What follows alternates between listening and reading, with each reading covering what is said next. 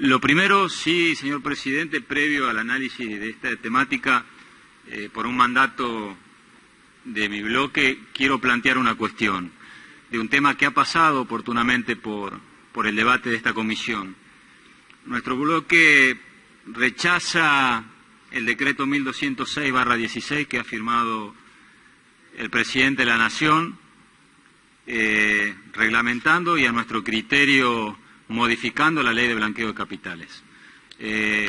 No tenemos un ámbito para expresarnos políticamente que no sea esta comisión y por eso lo queremos hacer brevemente ahora, porque entendemos que no genera un buen precedente, al contrario. A partir de ahora se genera la gran duda si las leyes que vamos a aprobar en este Congreso, entre ellas la que estamos debatiendo aquí, no va a ser modificada el día de mañana por un decreto simple que ni siquiera es un decreto de necesidad y urgencia. También cuestionaríamos esta mecánica. Pero es un decreto simple y puntualmente el decreto 1206/16 que emitió el Poder Ejecutivo Nacional lo que hace es alterar la ley de blanqueo de capitales. Cuando nosotros en este Congreso discutimos, uno de los temas puntuales que se ha discutido en esta ley, y así fue aprobada la ley, era la necesidad de excluir del beneficio del blanqueo a los cónyuges, padres e hijos menores emancipados de los sujetos alcanzados por la ley. Este decreto claramente permite el blanqueo cuando se acrediten que esos bienes han sido incorporados previo al financiamiento. La ley de blanqueo no distinguía bajo ningún punto de vista esta situación. La ley de blanqueo prohíbe específicamente acceder al blanqueo a los familiares establecidos y a mí me preocupan los fundamentos de ese decreto. Allí puntualmente se dice que la experiencia aconseja efectuar distintas precisiones. En realidad lo que hicieron es modificar la ley por decreto, no hacer precisiones. Y además habla de la intervención del servicio jurídico. El servicio jurídico del Poder Ejecutivo ha reemplazado a este Congreso. O sea, este tema es grave, señor presidente. Nosotros lo planteamos desde la seriedad de haber tenido durante este año criterios, creemos nosotros que muchas veces han sido discutidos, de mucha responsabilidad para el debate. No nos hemos opuesto a todo, hemos tratado de tener la discusión seria, acompañar las cosas que entendíamos que eran importantes y no acompañar las que creíamos que eran dificultosas para los intereses del país, o contrarias. Pero no ponemos bajo ningún punto de vista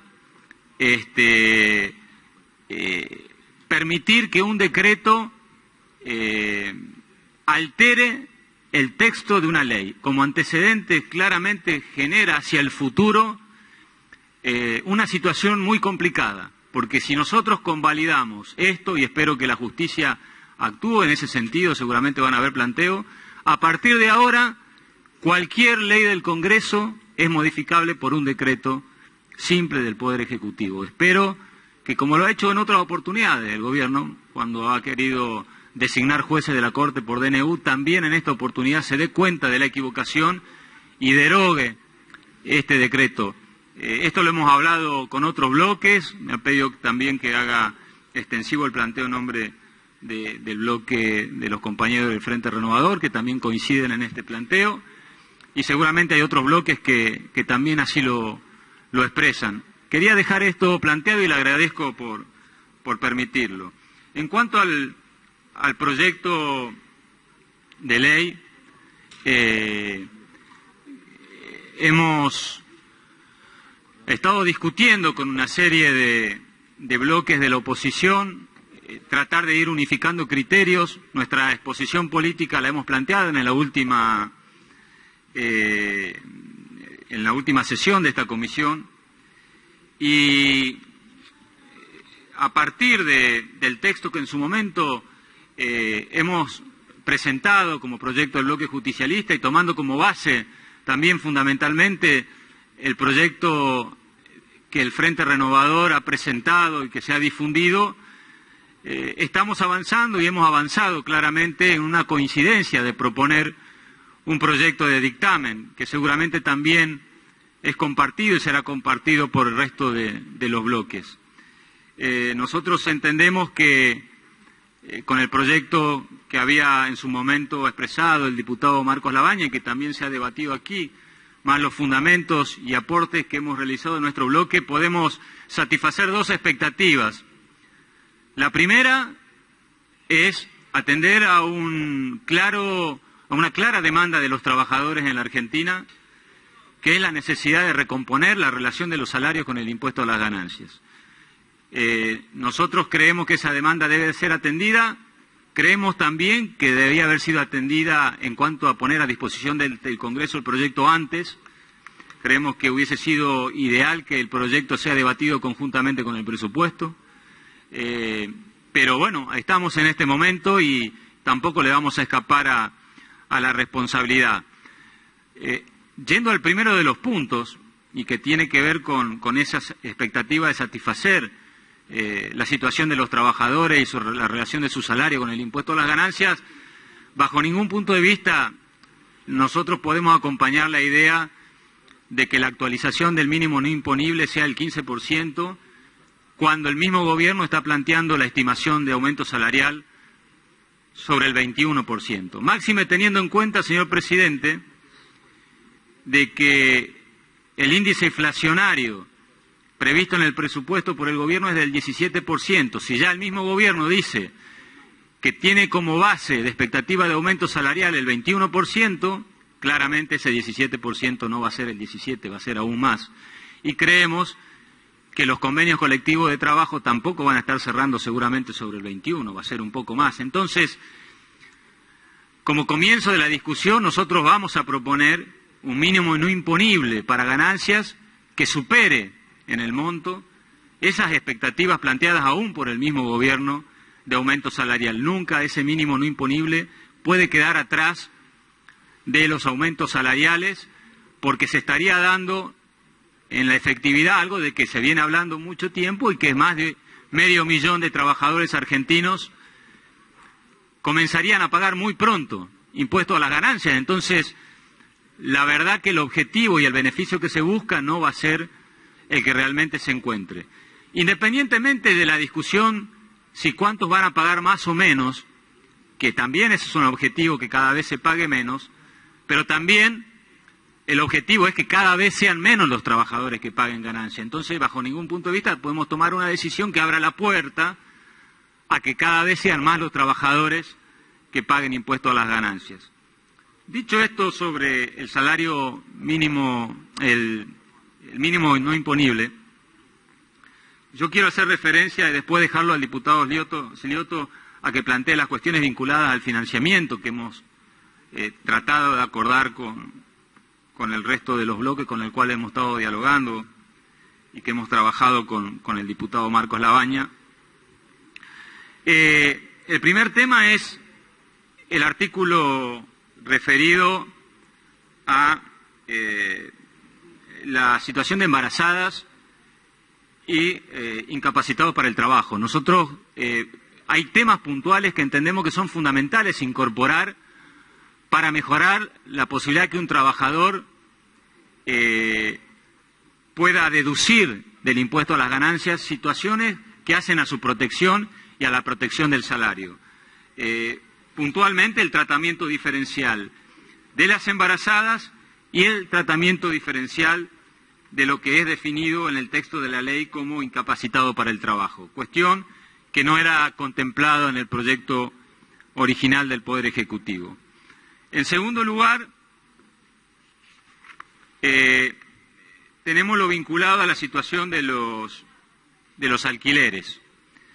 Nosotros veníamos sosteniendo que así como quien toma un crédito para adquirir una vivienda puede deducir del impuesto a las ganancias, de acuerdo a lo establecido, los intereses que paga por ese crédito, de la misma manera y con el mismo criterio, y esto está establecido en el artículo 81 de la Ley de Impuesto a las Ganancias, y nosotros planteamos una modificación en el inciso I, aquel núcleo familiar que alquila una vivienda única, o para el caso también de que se alquile por parte de un núcleo familiar, una casa habitación de sus hijos, o en el caso de estudio en terceras ciudades, en el caso que muchas veces se produce que los hijos tengan que ir a otras ciudades a poder estudiar porque no tienen esa opción en la ciudad de origen, se permita en ese caso, en el tanto del alquiler propio, en el alquiler de los hijos, en el alquiler de los hijos para el caso de estudio, poder desgravar con el mismo criterio que el tema de los créditos para vivienda única, también ese alquiler de impuesto a las ganancias. Creemos que con este tema estaríamos generando una incorporación desde el punto de vista social muy importante, porque todos sabemos el peso que tienen hoy los alquileres respecto a lo que es la economía familiar y el aumento que están teniendo en estos momentos el valor de los alquileres. Respecto al tema de las horas extras, también es otra de las modificaciones que nosotros estamos planteando.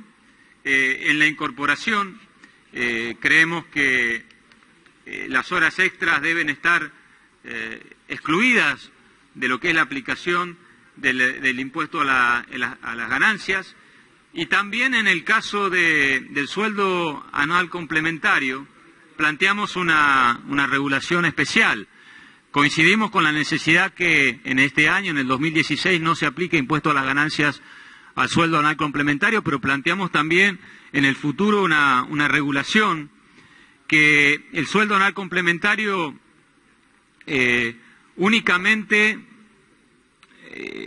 pueda gravarse para los sujetos cuya mayor remuneración bruta mensual devengada en el ejercicio fiscal no supere la suma equivalente a 8 veces el salario mínimo vital y móvil, que resuelva el Consejo Nacional de Empleo, Productividad y Salario Mínimo Vital y Móvil.